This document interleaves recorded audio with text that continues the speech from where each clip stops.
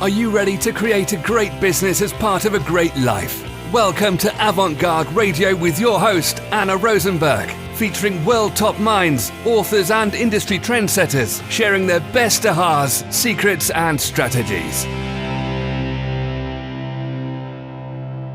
Welcome to the show. I'm your host, Anna Rosenberg, and today we'll be discussing public speaking confidence and how to overcome fear of public speaking with our guest, Janine Burke.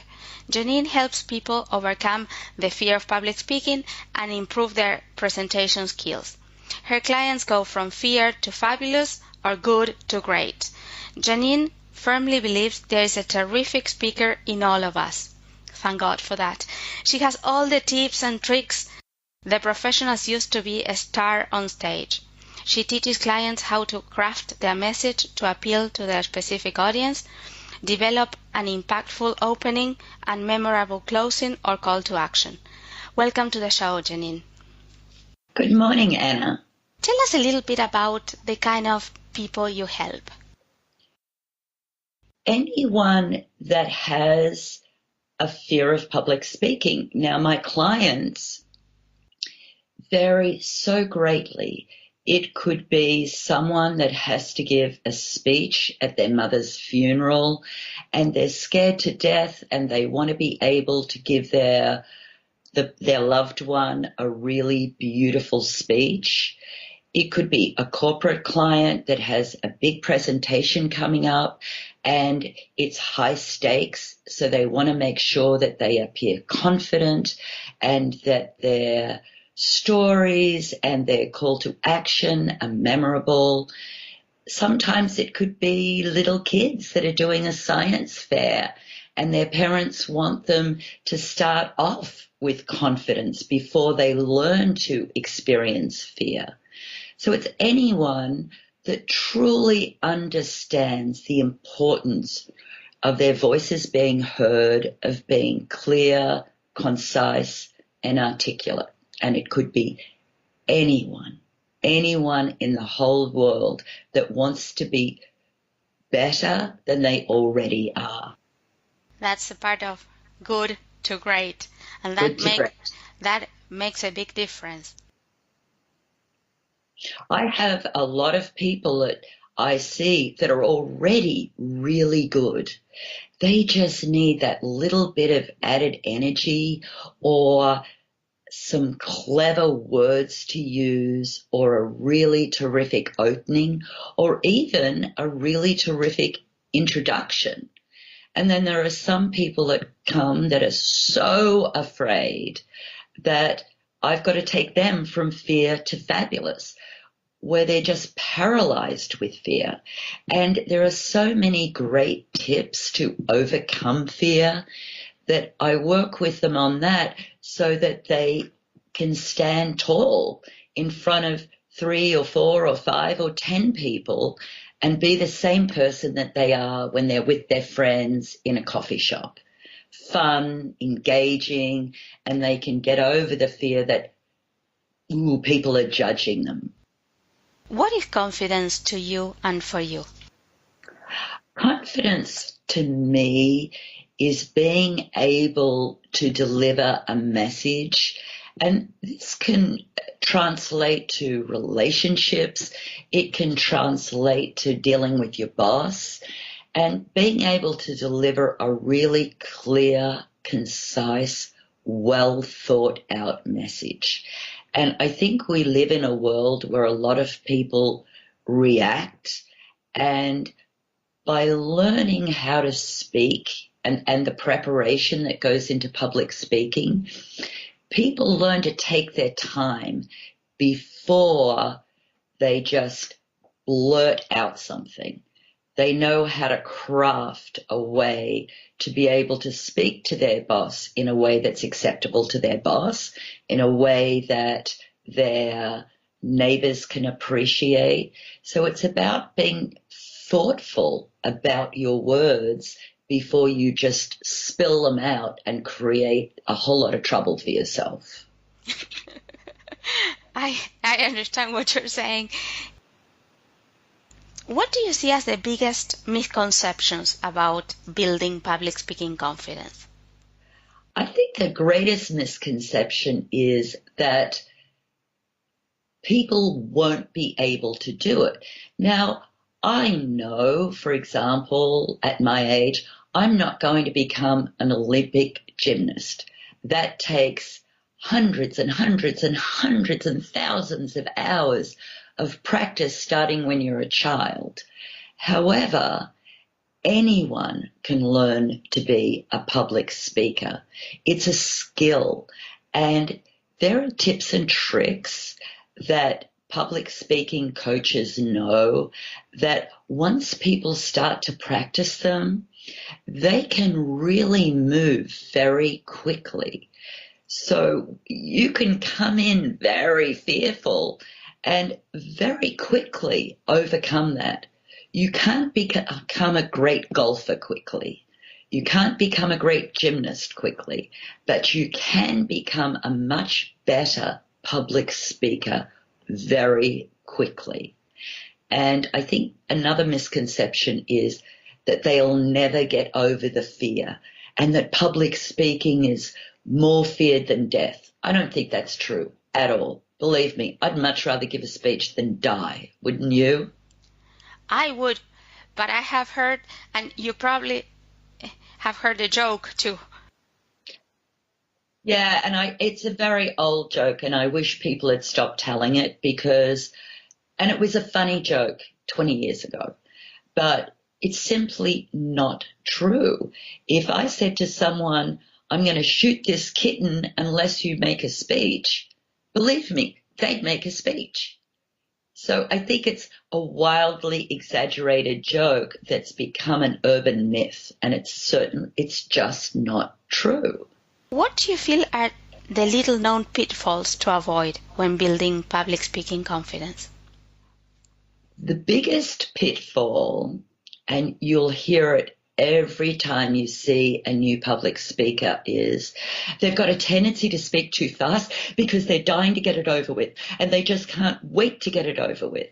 And the truth is, to be understood, we need to speak at 100 or 120 words a minute. And when I ask people, how many words do you think we speak a minute? They go from, they guess, 80 to 600. Now, if I was speaking 600 words a minute, you wouldn't be able to hear me. So how I tell people to craft their speech is they write their speech in a Word document. If they're told, Anna, you have 5 minutes to speak at the next convention, you write out your speech. In the pull-down menu, it says word count. And if you've got 10,000 words, you clearly are going to have to speak very, very fast to fit them all into 5 minutes. So professionals know that if they do a word count, it can give them a really good starting point on how many words they need to use. Once they see it written out, they can also look for repeated words. Some people like the words huge. Well, when you say that too many times in a speech, it's boring. Writing it out gives you the opportunity to be able to make the speech more interesting. Instead of using the word teach all the time, you might change it to educate, or you might change it to mentor. You might look at it and say, I'm looking at this speech and I don't see any opportunity for vocal variety, so maybe I should put in a quote. So I think the biggest tip that anyone can know is to speak slowly, use pauses, because they underline your points. And speaking too fast only confuses your audience, and people tune out very quickly to what they don't understand. So I'd say that's my number one tip. Thank you for that. I should take that tip, probably. No, you speak really nicely and slowly. Let's shift the conversation a little bit to what's possible. How have you been able to help your clients? With public speaking, anything is possible. Anything. And this is what's interesting. My two biggest tips, besides the how many words, are practice and preparation. So you've got to prepare your speech. You have to work out, have you got a good script? Is it interesting? Does it speak to what the audience are there to hear? And then you need to practice it.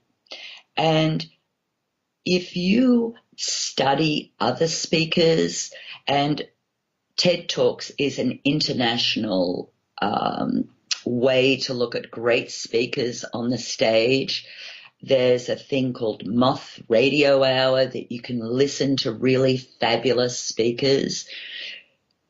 If you hone your craft, if you keep practicing, if every time they say, we need someone to give a speech at the next YMCA, at the next Mothers Club meeting, at the next office party, jump at the opportunity, because the more you do it, the better you will get. The more you do it, the more confident you will get. The more you do it, the more you'll start to enjoy it too. And when you start getting really good feedback, and you look in the audience and you see your coworkers smile, or you see your clients buying your products because your presentation was so fantastic, they're thrills that are never forgotten. Once you get a taste of how good it feels, you have to keep going. Because if you don't practice tennis, for example, you lose your skills. If you don't practice golf, if you don't practice exercise, everything is about practice. So what I say to my clients is, take every opportunity that is ever given to you to speak, and give it 100%. Don't say, oh, it's only my coworkers. Oh, it's only this person. Give everyone 100%, and that practice and preparation will propel you from good to great and make you someone that people say, oh, we want Anna to speak next time. No, let's have Bob be the chairman of the next party or function or panel. It's vital to enjoy it, and you'll enjoy it by the more you do it. I love the sense of possibility you brought with that answer, because it's kind of people who are very afraid of public speaking feel that they will never enjoy it. So now there is something to look forward to.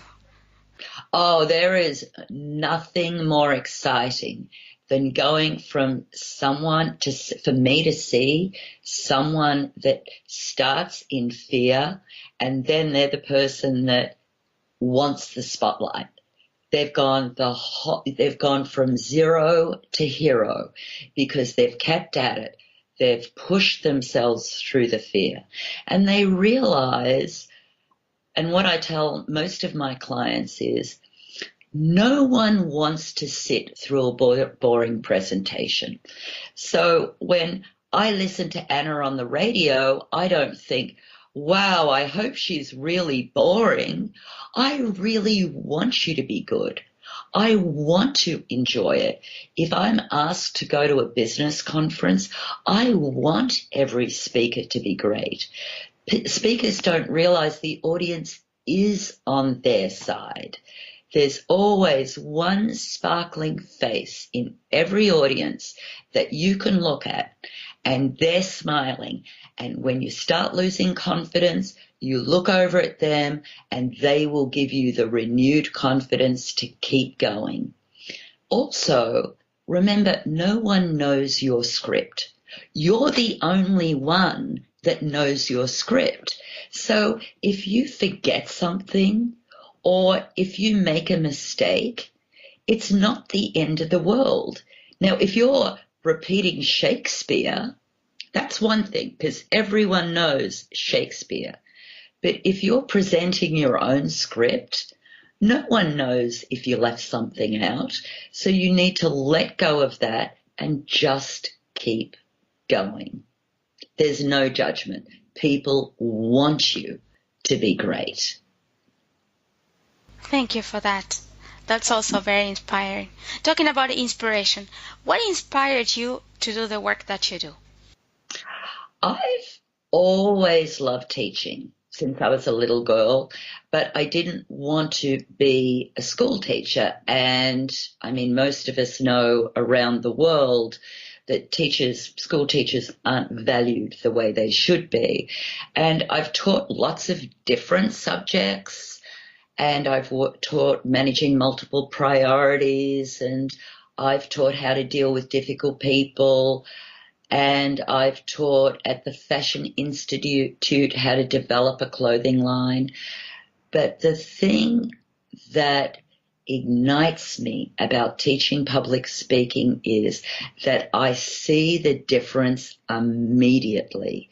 And watching someone go from fear to capable to fabulous is so rewarding for me, for knowing that someone is going to be able to stand up and speak at their mother's funeral or the next conference they have to give, and they're not going to lose 5 nights sleep over it.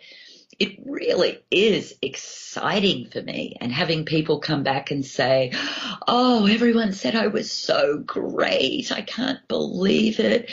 That's worth a lot of money in my mind of doing some good. Everyone does good in different ways. And for me, that's my currency. Seeing people overcome something that has been badly labeled as impossible. That was beautiful. So, here comes the difficult question. Are you ready? Yes, I'm ready. You have shared wonderful tips, but now I'm going to ask you for your number 1 tip to overcome fear of public speaking. Not number 2, not number 3. We want number 1.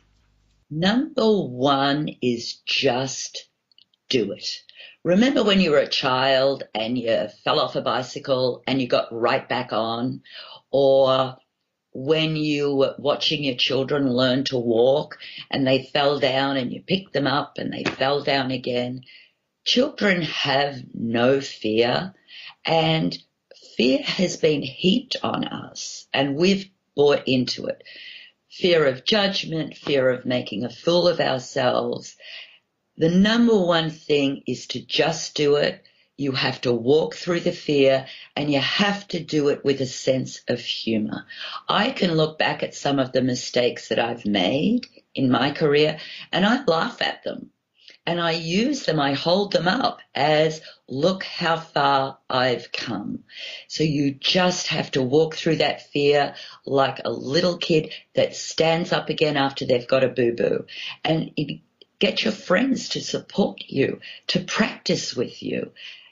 It's only fear. And we've got so much fear in our lives. This is one that we can physically take control of.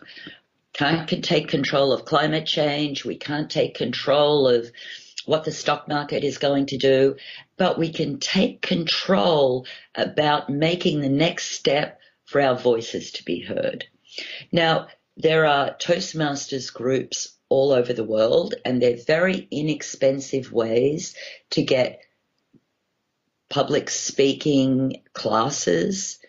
And even my clients go to Toastmasters, and that's where I cut my teeth, in Toastmasters, because it's a way to grow and learn with other people on the same path.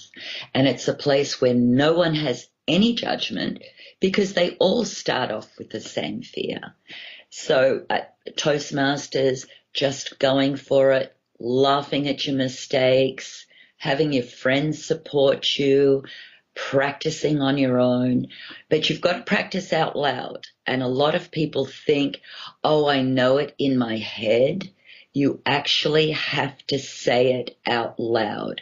You have to practice your tempo, your intonations, your pauses.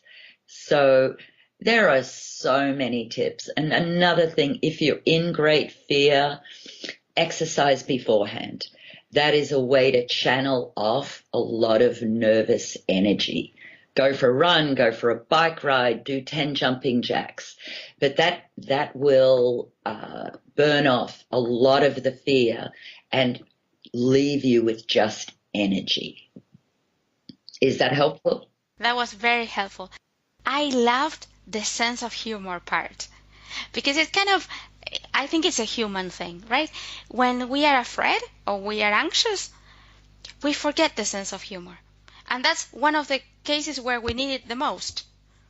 Absolutely. And that's why when you practice, or for example, one of the things that a lot of people are scared about is if they're giving a presentation and there's going to be question and answer time. What if I don't know the answers to the questions? Well, you have to anticipate most of the answers. So if you're selling a vacuum cleaner, you clearly have to know what the vacuum cleaner does. But if you don't know, there are so many ways about it. You can say, well, that's the greatest question in the world, and I wish I had a great answer, but I don't. I'll find out for you. You can always look, you see supermodels that fall down on the stage when they're at a, Paris runway. They get up and they move on. Watch late night show hosts. They make mistakes and they laugh about it and say, well, that joke didn't go over well, and they just move on. So practicing. I've had some people say, I got up in front of the audience and I said, oh, I'm so nervous. And I said, that's not a bad thing. Everyone can relate to that. They laugh with you. They're never laughing at you. And that's the fear. You think people are laughing at you. They're not. If you've got a sense of humor, they're laughing with you. Thank goodness for that. Yeah. One of the purposes of public speaking is, of course, to reach people with our message. So how can we grab the attention of an audience? I know you're a master at attention grabbing. That's a great question, because I think that a lot of people don't understand that. And I think there are lots of really good ways, lots of good openings. So, for example, one might be, would you be surprised to know that only 50% of Americans understand their homeowners insurance? Or some kind of shocking fact. By the end of this talk today, 200 unwed mothers will be facing difficult decisions. Or a question. How many of you here today are sick of your internet provider? Well, today I am going to give you real solutions to overcome that problem. You could start with a quote. Shakespeare once said, a rose by any other name would smell as sweet. But my name is Eeyore, and that's not a very sweet smelling name. So it is having a great sentence that will wake your audience up. Often it's a question, an interesting fact, or you need to engage them in the first 30 seconds. So the first few sentences you really need to think about, because the first few sentences are the sentences that decide whether they will tune in or not bother. So now we know where part of our energy should go. And my guess is that another big portion of our energy should be devoted to the call to action. Absolutely. And the way I look at it is like this. If you think of a movie, any movie that you love, the movies always start off big because they need to get your attention right away. And then the movie has valleys and vistas where it goes up and down because you can't be scared all the time. You can't laugh all the time. So the movie goes up and down to keep their audience interested. But every movie ends with a big finish. And that is because what we remember most is what we hear first and what we hear last. So if there's only two parts of a speech that you must remember, it's your opening, because that's when you have the opportunity to make eye contact, to say something interesting, to get their attention.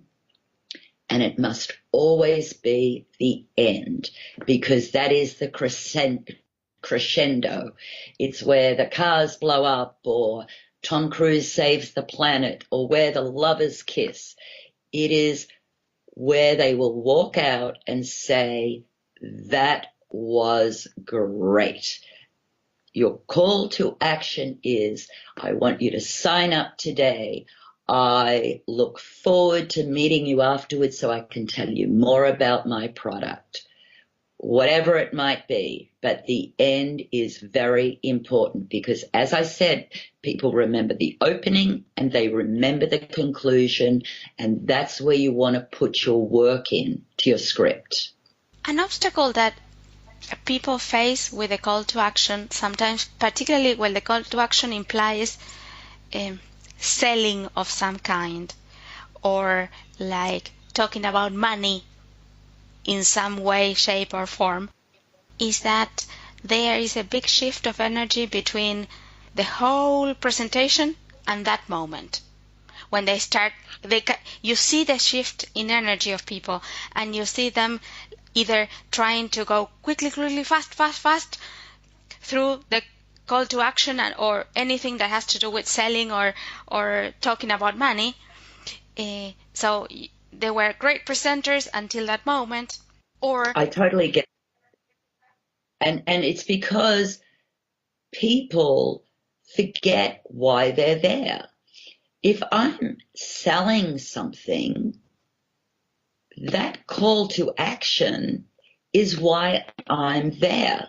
Now, hopefully, whatever they're selling, they've built a good case for people buying it all through their presentation. Are you dissatisfied with your internet provider?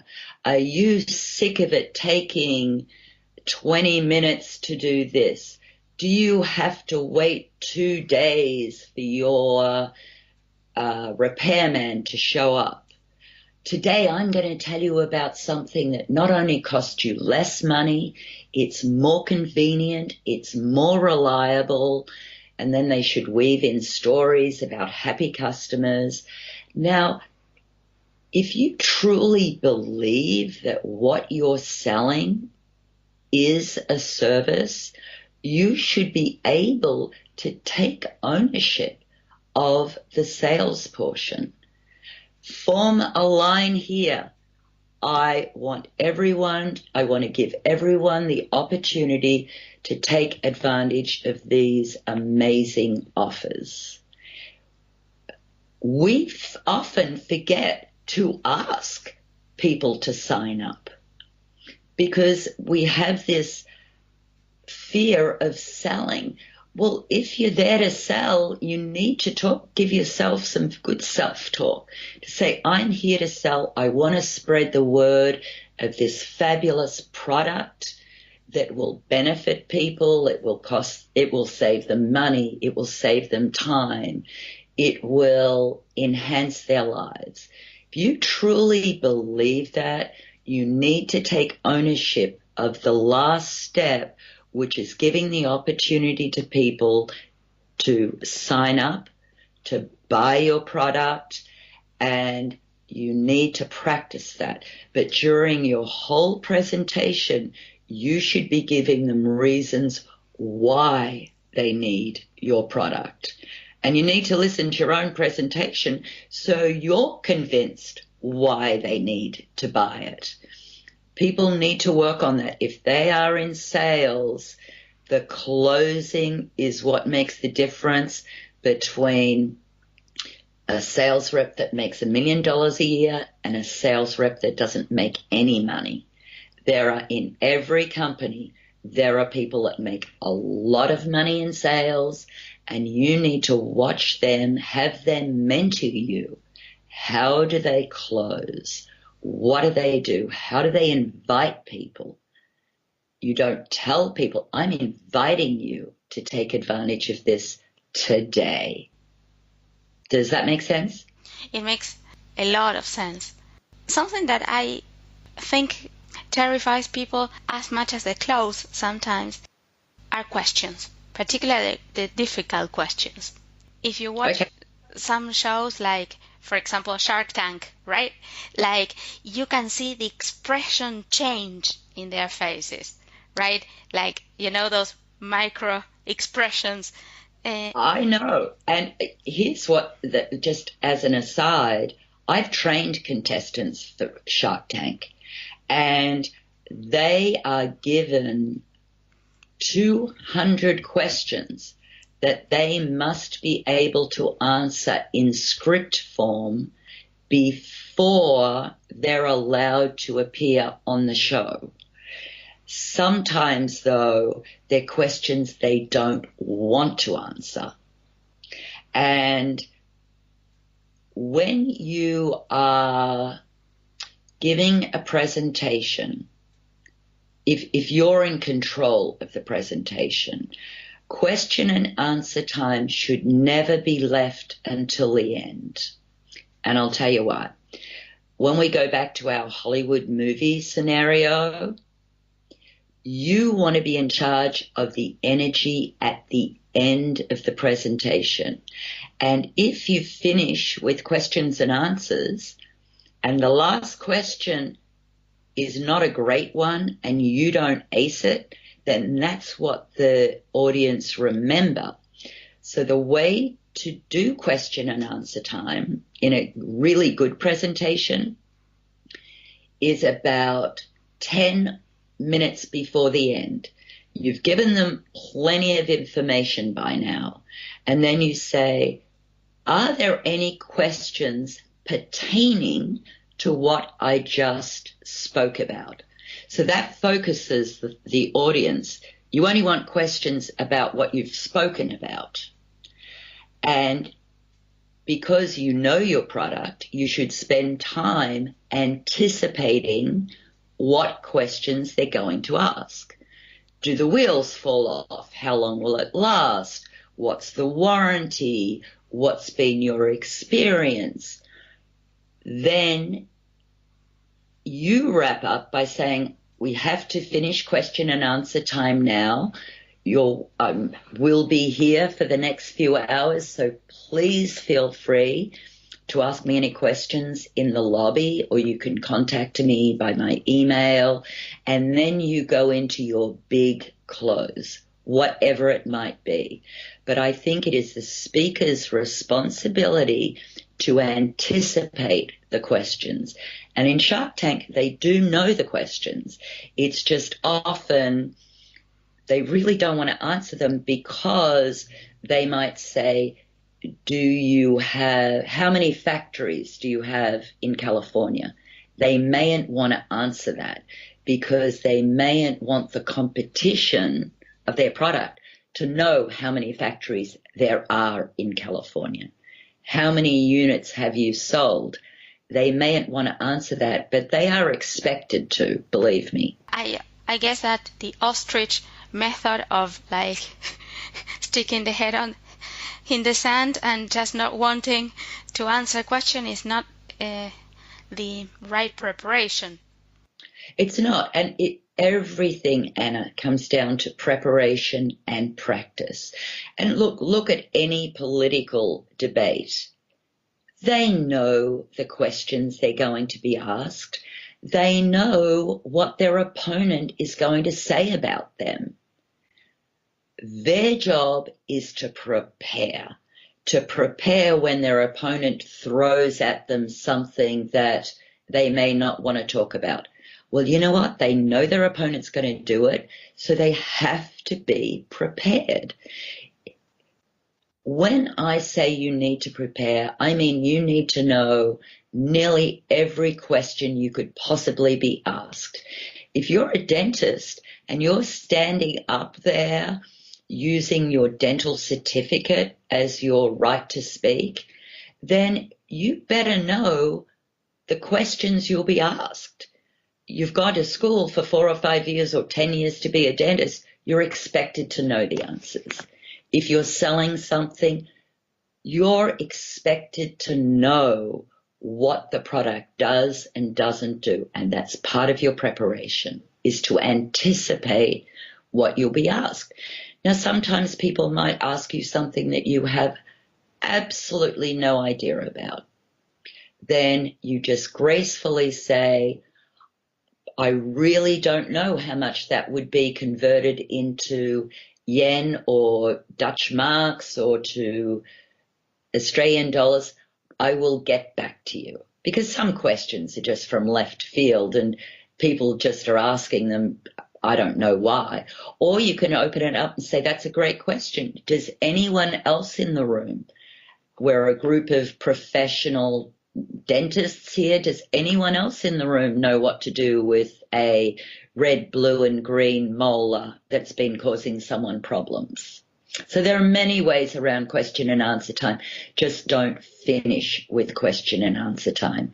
Your job is to finish big, and that's with your call to action. That was gold. How can Thank people you. find out more about your work? You could find out more. I think you're putting a link to my website. I'm on Yelp. I'm on LinkedIn, JanineBurkeLA.com. All you need to know. And that's a perfect note to complete our interview today. Till next time, remember, your awesomeness is portable. You can take it with you anywhere. You've been listening to Avant-Garde Radio with Anna Rosenberg. To learn more about the resources mentioned on today's show or to listen to past and future episodes featuring world top minds, authors and industry trendsetters, visit avant-garde-radio.co.business.